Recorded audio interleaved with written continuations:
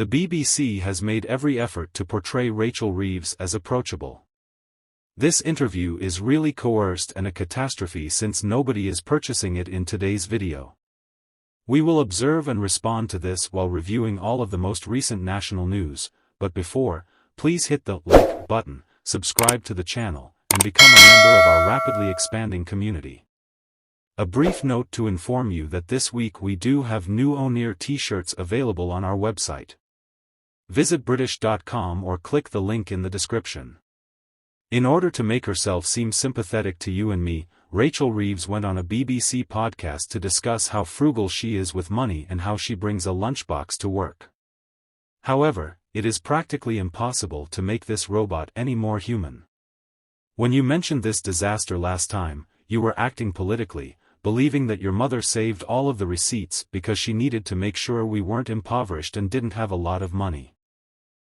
My mom was a primary school teacher. As I said, my parents split up when I was at primary school, so we didn't have loads of money, and so she needed to make sure that everything that she was spending she could afford, and I remember that very vividly, her sitting at the kitchen table with the receipts, and she kept them all and her bank statements and ticked them off to make sure she knew she wasn't overspending compared with the income that she had coming in. I'm told that you still I don't if you still do as char but a shadow ch, so you bring your lunch in a Tupperware. If there were leftover pastries from a meeting you'd save the pastries cause you didn't want waste. Is that the person that the Iron Chancellor Rachel Reeves has become? I still do that. You still bring your this not every day but yeah, whenever I can. I do that. Do you make it? Or do you get one of the family to make it? I'll make it. A couple of days ago we had a breakfast and there were some leftover pastries, so I'm not sure if the health secretary would approve of this, but I had a pastry for breakfast and a pastry for lunch, so I think that's good value for money. It might not be very good for my waistline. It makes the numbers add up. It's such BS, this user said.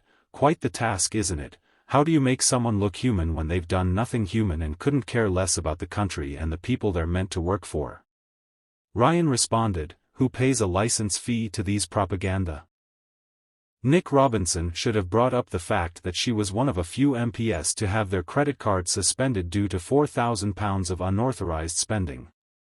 State-approved brainwashing broadcasters permanently cut off funding for the BBC in an attempt to make Rachel Reeves appear more relatable.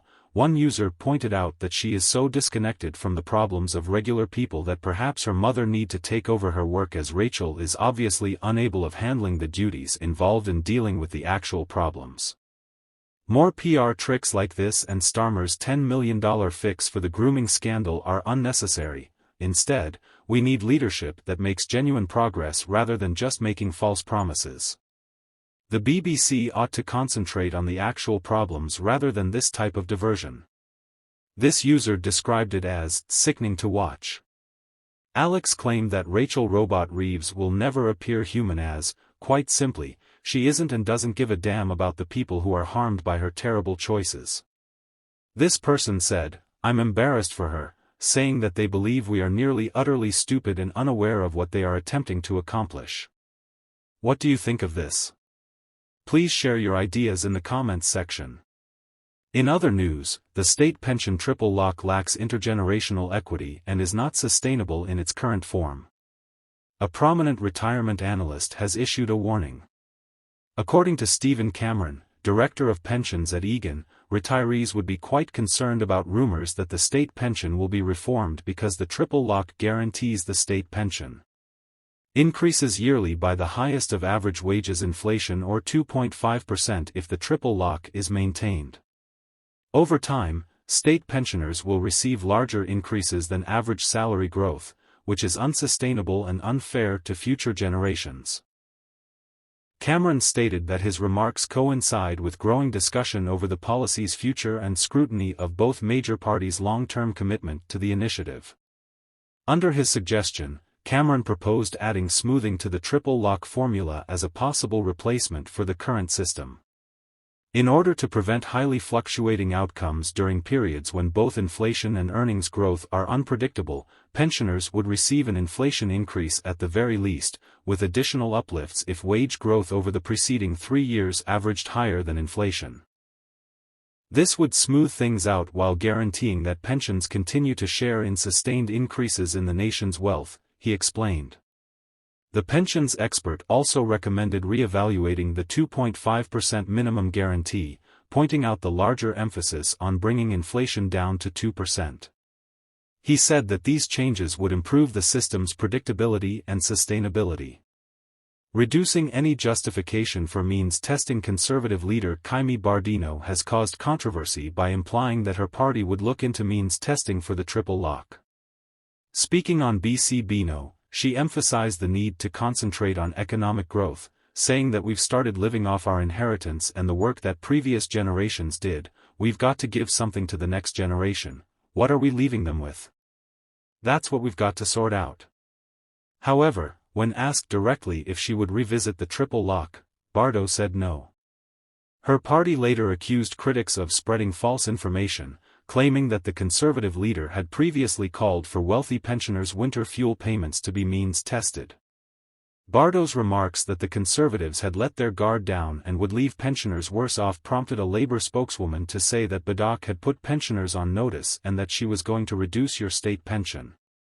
Although Chancellor Rachel Reeves has come under fire for means testing up to £300 in energy bill support for pensioners provided by the winter fuel payment, the opposition pointed out their commitment to a £470 cash boost for pensioners in April, accusing the Conservatives of not listening or learning.